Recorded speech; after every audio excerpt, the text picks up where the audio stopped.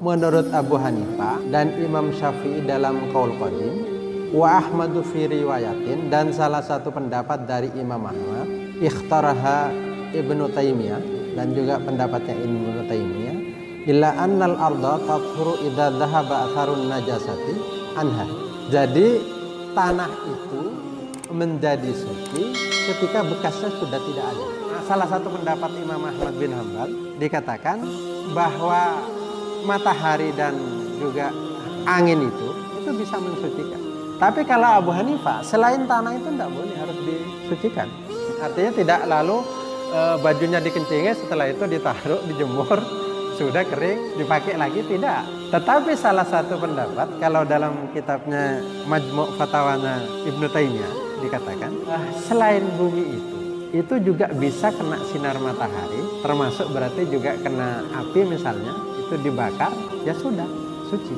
Kencing yang sedikit itu bisa dimakfu, tidak apa-apa. Misalnya contoh, kita kencing atau baju kita, celana dalam kita kena kencing sedikit, tersisa sedikit, maka itu dimakfu kata Bang. Tapi kalau menurut Imam Syafi'i enggak, harus ganti. Jadi kalau Imam Syafi'i harus diganti, tapi menurut Abu Hanifah ya enggak apa-apa.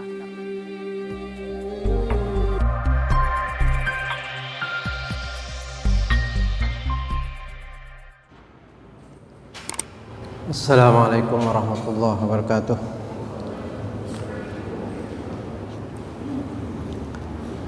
Innal hamdalillah nahmaduhu wa nasta'inuhu wa nastaghfiruh wa na'udzu billahi min shururi anfusina wa sayyiati a'malina. May yahdihillahu fala mudilla lahu wa may yudlil fala hadiya lahu. Asyhadu an la ilaha illallah wa la syarika lahu wa asyhadu anna Muhammadan abduhu wa rasuluh. Allahumma shalli ala Muhammad wa alihi wa sahbihi ajma'in. Amma ba'du, jamaah rahimakumullah, kita lanjutkan kajian fikih yang beberapa minggu yang lalu kita membahas tentang cara bersuci, yaitu mulai dari membasuh, terus memercikkan air, dan terakhir mengusap atau menggosok. Nah, selanjutnya kita akan membahas termasuk bagian dari itu adalah bagaimana dengan tanah yang kering, tanah najis, lalu karena sinar matahari atau karena dibakar itu menjadi kering.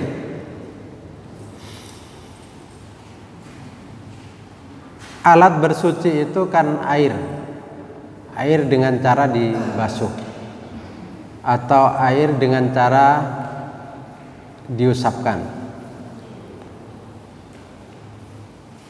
Yang termasuk juga alat untuk bersuci adalah debu.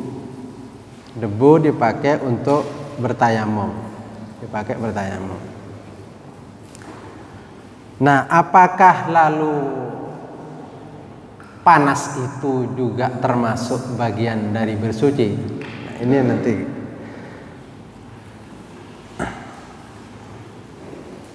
Bagaimana dengan tanah yang kena najis lalu kering? Kering karena sinar matahari, kering karena dibakar, atau kering karena panas. Hal tathurul ardu bil jafafi idza dhahaba atharun najasati anha. Jadi apakah suci tanah sebab dia kering? Setelah kering, bekas najisnya itu tidak ada. Bekas najisnya tidak ada. Jadi karena tanah itu setiap hari kena sinar matahari tentu jadi kering. Nah, apakah ini masih najis tanah yang kena najis ini? Taruh misalnya ada tanah dikencingi, lalu setelah dikencingi, tanah ini karena panas hari yang begitu terik menjadi kering. karena jadi kering, lalu juga bekasnya tidak ada. Tidak ada. Tapi orang tahu bahwa di situ dikencing. Pendapat pertama, fadhahaba Malikun wa Syafi'i wa Ahmad wa Zufar wa Abu Thawr wa Daud wa Ibnul Mundhir ila adami taharatiha bidzalika. Nah, bumi yang seperti itu tetap najis, tidak suci. Jadi terik matahari itu tidak membuat dia suci. Tetap saja najis. Begitu juga ketika misalnya tanah itu dibakar menjadi kering. Jadi kering.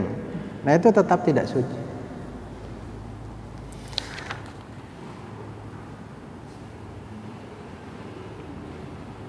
Sedangkan pendapat yang kedua, wa dhahaba Abu Hanifah wa Syafi'i fil qadim. Tadi ada mazhab Syafi'i juga. Yang pertama itu mazhab Syafi'i, ya, tidak suci. Tetapi yang kedua ini juga ada mazhab Syafi'i. Syafi'i fil qadim, artinya pendapat Imam Syafi'i dalam qaul qadim. Berarti saat Imam Syafi'i di Irak, di Baghdad.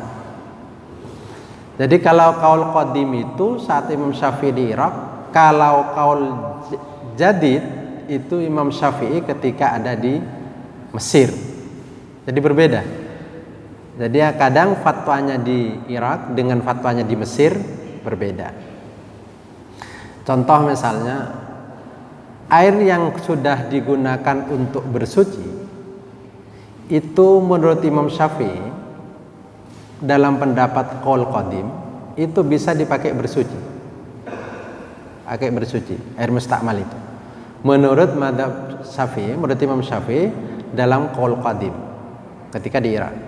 Nah, ketika dia pindah ke Mesir, maka pendapatnya ini namanya qaul jadid tentang air mustakmal ini, dia mengatakan tidak boleh digunakan untuk bersuci. Nah, dalam persoalan ini juga Imam Syafi'i ada dua pendapat. Jadi pertama, pendapat yang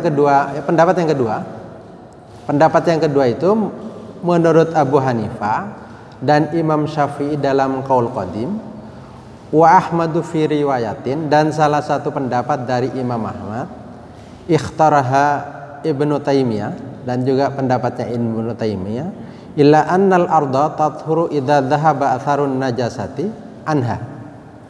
Jadi tanah itu menjadi suci ketika bekasnya sudah tidak ada. Bekasnya tidak ada. Jadi kalau sudah bekasnya itu tidak ada, ya suci. Annal arda tathuru bima yusibuha minasyamsi warrihi wal istihalati. Jadi tanah itu bisa suci sebab karena sinar matahari atau sebab karena angin.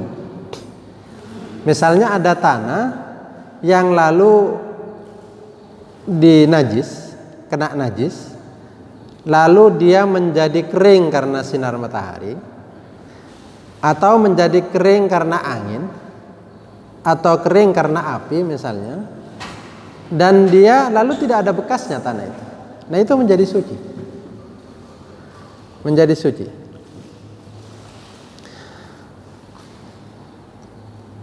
Nah, apa dasar pendapat yang pertama yang mengatakan bahwa tanah yang kena sinar matahari itu menjadi suci, menjadi tetap tidak suci, ya. Pendapat yang pertama itu kan tetap tidak suci. Jadi mendapat Imam Malik, Imam Syafi'i dan Imam Ahmad, itu tanah yang kena sinar matahari, tanah najis kena sinar matahari itu tetap tidak suci.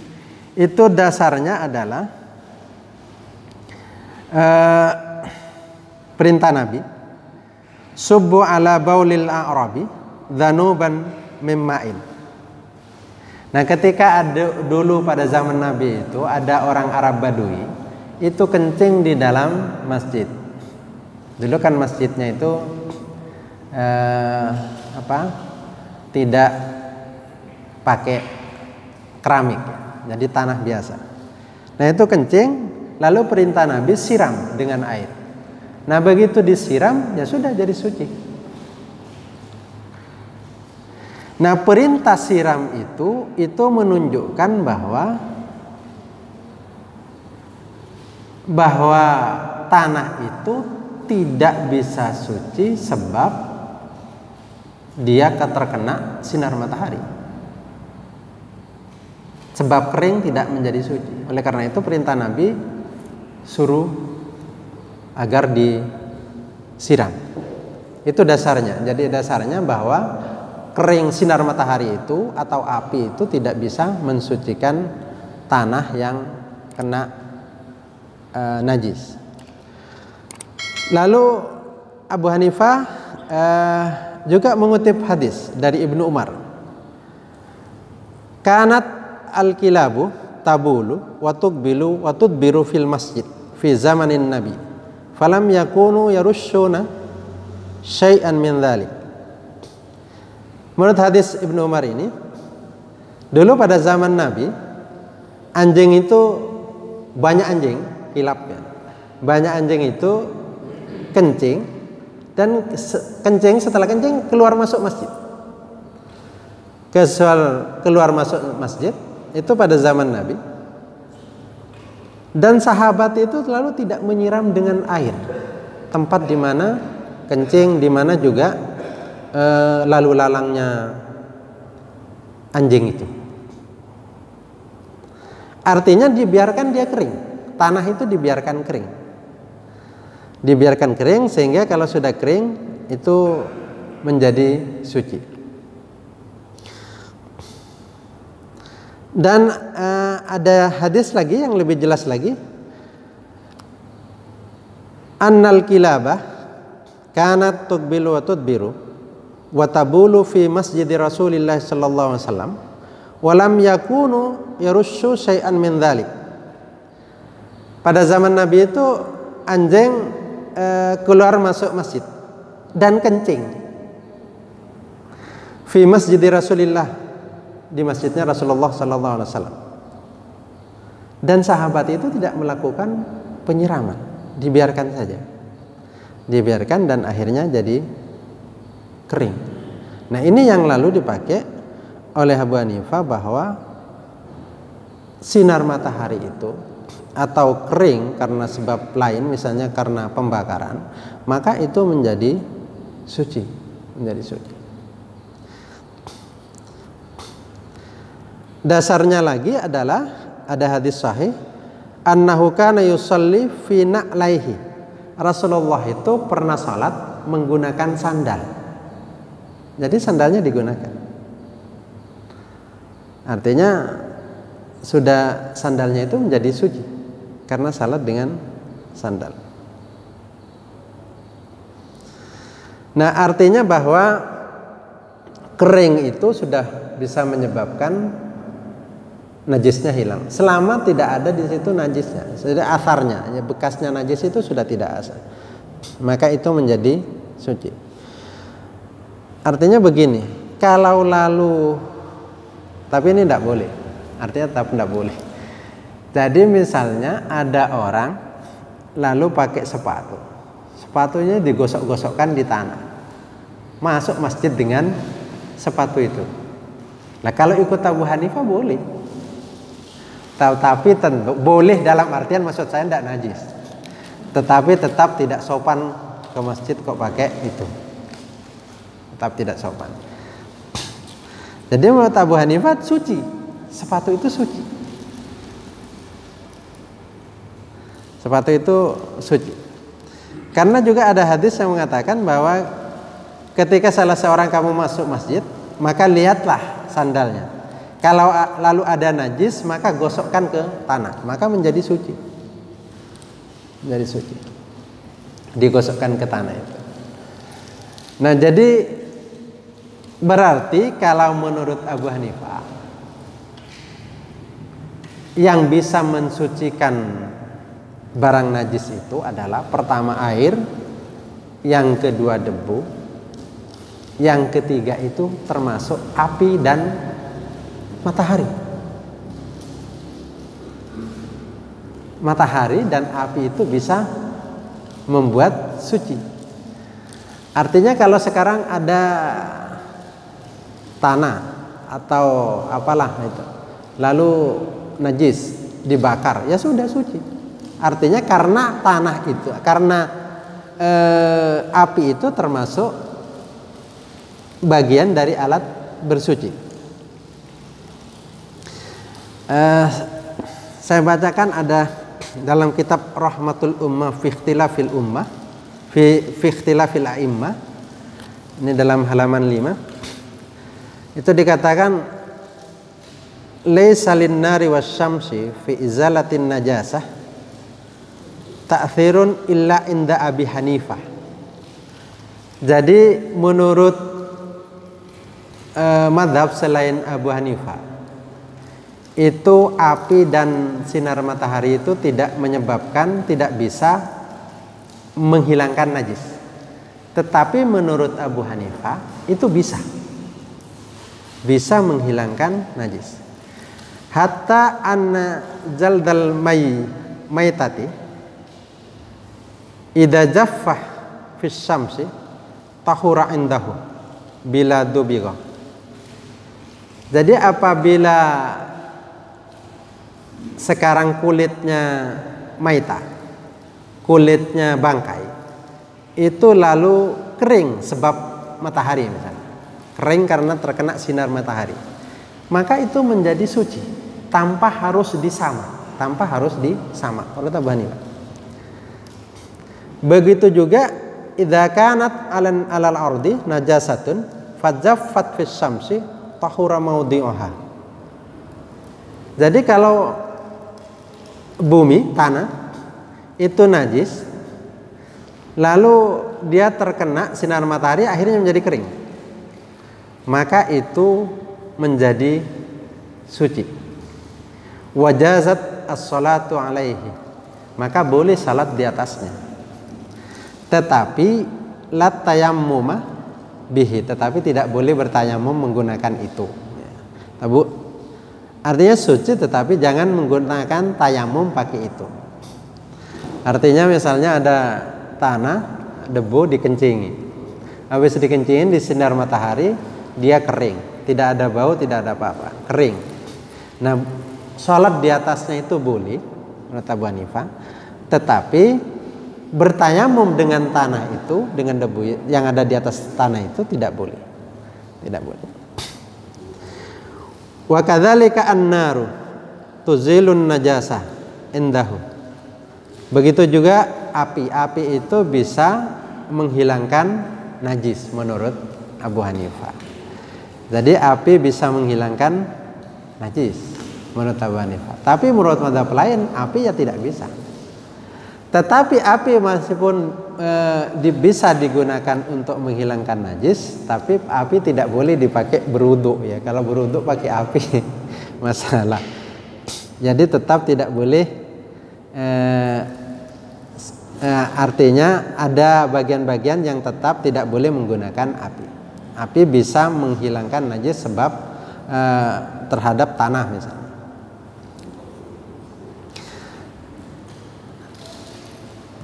Makanya lalu ada pertanyaan, apakah orang Allah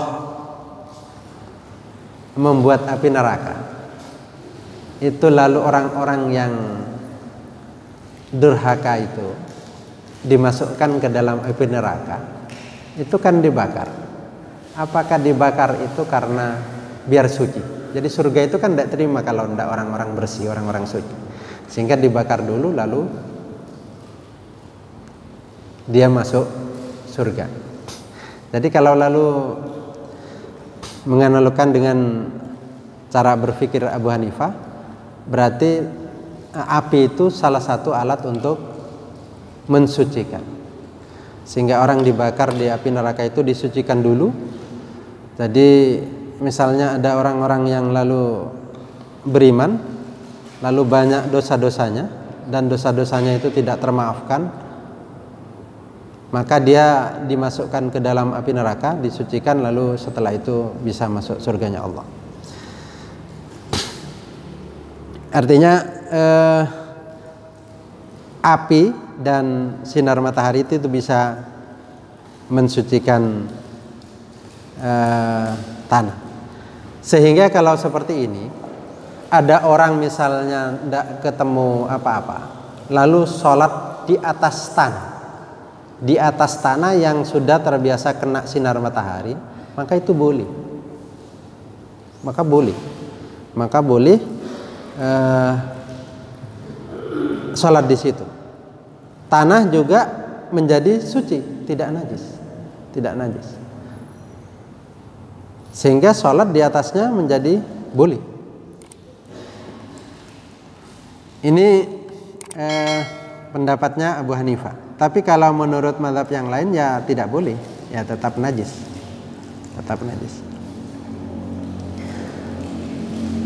Nah, selanjutnya adalah bahwa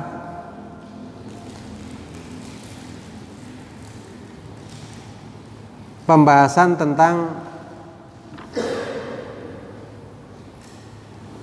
fil adadi li izalatin najasah, yaitu hitungan berapa kali untuk menghilangkan najis. Misalnya begini, membasuh itu berapa kali yang bisa dikatakan suci?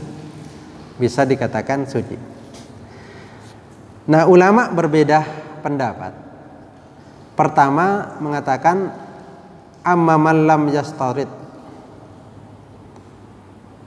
al-adada la fi ghaslin wala fi mashin faminhum Malikun wa Abu Hanifah. Jadi ada ulama yang tidak mensyaratkan, mengharuskan hitungan di dalam membasuh dan di dalam mengusap, yaitu pendapatnya Imam Malik dan Abu Hanifah. Jadi tidak memperhitungkan berapa hitungannya, tidak. Tetapi yang paling penting adalah suci. Kalau sudah suci, ya sudah cukup. Tidak perlu 3 kali atau 7 kali. Yang penting sudah suci. Nah, tetapi ada ulama wa amman istarata fil istijmaril al-adada a'ni thalathata ahjarin. Jadi ada ulama yang mensyaratkan bahwa dalam istijmar, dalam istinja dengan batu itu ada hitungan, yaitu 3, harus 3. Yaitu pendapatnya Imam Syafi'i. Tapi tadi kalau yang pendapat pertama menurut Abu Hanifah, istinja itu ya hitungannya tidak pakai hitungan. Ya kalau bersih ya sudah cukup. Tapi kalau tidak bersih ya terus. Cukup 1 kali kalau sudah bersih. Tetapi kalau menurut mazhab Syafi'i, itu di dalam istijmar itu, dalam beristinja itu ya harus 3 kali. 3 kali itu bisa 3 batu atau 3 alat, bisa juga 1 batu tetapi pada sudut yang berbeda.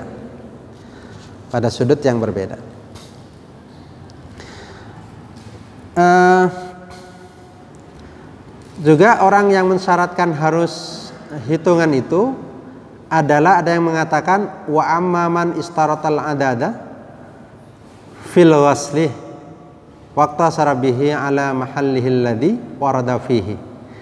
Jadi mensyaratkan bagi dalam bersuci itu hitungan di dalam menghilangkan najis yang itu memang ada teks hadisnya. Contoh misalnya istijmar itu bersuci dengan batu itu kan ada hadisnya 3 kali. Terus membasuh jilatan anjing itu 7 kali, ada itu hadisnya. Nah, dalam konteks hal-hal yang ada hadisnya ini, maka ini harus menggunakan hitungan, tidak cukup dengan berdasarkan bersih atau suci. Jadi misalnya orang lalu pakai bersuci dengan batu itu 1 kali. 1 kali sudah bersih. Nah, itu tidak cukup menurut mazhab Syafi'i yang ketiga ini. Jadi tetap harus 3 kali. Begitu juga ketika membasuh jilatan anjing 7 kali. Kalau misalnya 1 kali sudah bersih, tidak cukup, tetap harus 7 kali. Artinya tetap berdasarkan hitungan, tidak berdasarkan dia bersih.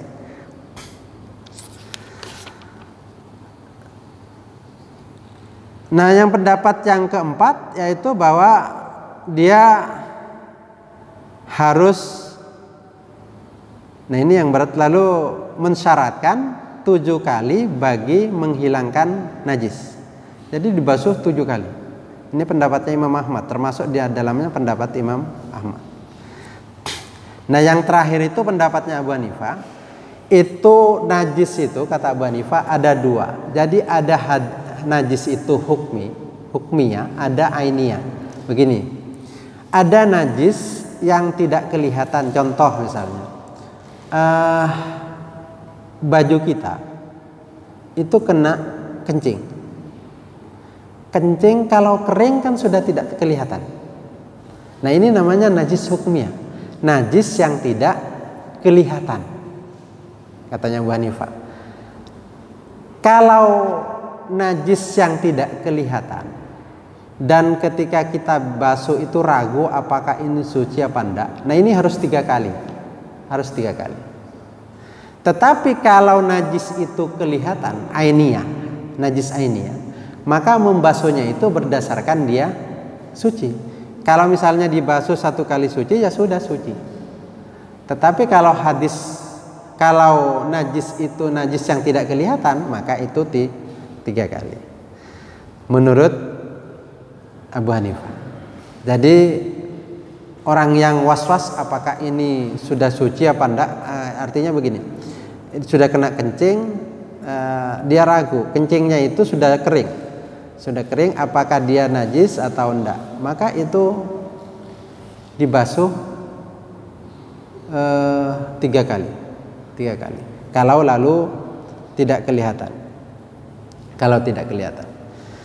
Nah, artinya najis-najis yang tidak kelihatan itu tetap dibasuh. Dan kalau kelihatan itu mudah membasuhnya, karena kalau begitu kelihatan lalu dikena air menjadi hilang, ya sudah, itu dianggap hilang dan najisnya tidak kelihatan dan sudah dianggap suci. Artinya ini cara bersuci. Tapi menurut mazhab Imam Syafi'i misalnya spring bed itu atau kasur itu kena najis. Nah, kalau lalu kena najis, maka itu dibersihkan najisnya dulu. Dibersihkan dulu najisnya. Bisa dipakai tisu, dibersihkan. Sesudah bersih, tidak ada baunya, tidak ada warnanya, itu kan sebenarnya sudah hilang najisnya. Tetapi secara hukum dia belum hilang karena tidak dibasuh, baru diusap. Nah, itu cara membasuhnya itu cukup alirkan air meskipun tidak banyak, lalu air itu dijatuhkan, dialirkan, sudah cukup itu. Sudah cukup. Tidak perlu dibasuh 1 kasur, itu tidak perlu dibasuh. Jadi cukup segitu. Termasuk misalnya masjid ada najis, maka najis yang sedikit itu lalu dibersihkan dulu, lalu setelah itu dialiri air sedikit. Dialiri air, yang penting ada air yang mengalir, setelah itu digosok lagi, ya sudah suci. Tidak perlu satu masjid disiram pakai air. Nah, itu salah satu mensucikan najis. Barangkali sampai di sini ada yang ingin disampaikan?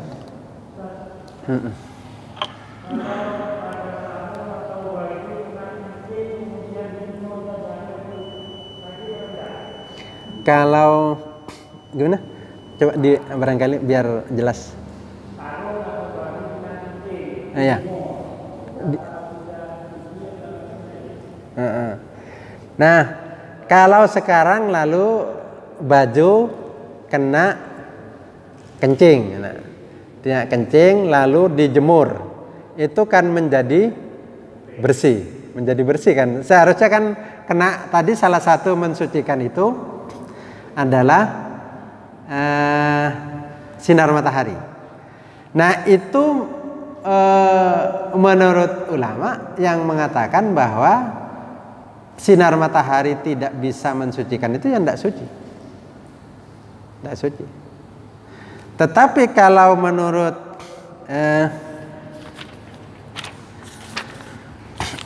salah satu pendapat Imam Ahmad bin Hambal dikatakan bahwa matahari dan juga angin itu bisa mensucikan.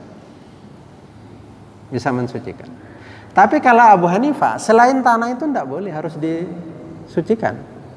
Kalau selain tanah itu tetap harus disucikan. Artinya tidak lalu bajunya dikencingin, setelah itu ditaruh, dijemur, sudah kering, dipakai lagi, tidak. Nah, yang tadi saya cerita Abu Hanifah itu tanah. Tanah. Tetapi salah satu pendapat, kalau dalam kitabnya Majmu' Fatawanya Ibnu Taimiyah dikatakan, selain bumi itu juga bisa kena sinar matahari, termasuk berarti juga kena kena api misalnya, itu dibakar, ya sudah suci. Suci. Tetapi tentu pendapat ini adalah keluar dari jumhur ulama. Kalau saya tidak ngambil ya, artinya kalau dikencingi tiba-tiba, nah cuma saya bisa memaklumi pendapat Abu Hanifah yang mengatakan begini, kencing yang sedikit itu bisa dimakfu, tidak apa-apa. Misalnya contoh, kita kencing atau baju kita, celana dalam kita kena kencing sedikit, tersisa sedikit, maka itu dimakfu kata Abu Hanifah. Tapi kalau menurut Imam Syafi'i tidak, harus ganti.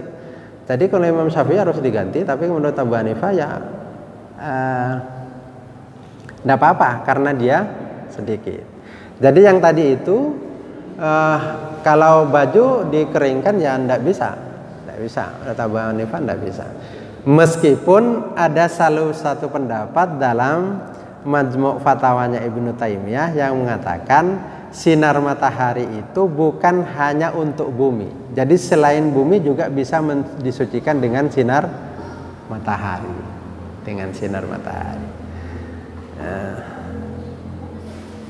Tapi ini saya ketemunya dalam Majmu' Fatawanya Ibnu Taimiyah. Ada sekian jilid, terus ada ringkasannya dalam bentuk fikihnya, itu ada 6 jilid kalau di saya itu. Kalau yang Majmu' Fatawah yang banyak itu tidak hanya fikihnya, itu ada sekitar 30-an. Nah itu saya kira. Ada yang lain? Kalau tidak ada, saya cukupkan. Artinya bahwa yang saya ingin pesankan, kalau sesuatu itu kita tidak lihat ada najis, jangan menduga-duga najis, biar tidak jatuh ke was-was.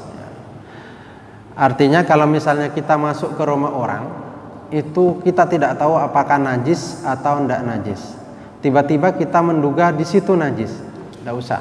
Jadi anggap sesuatu itu suci selama dia tidak kita lihat najis.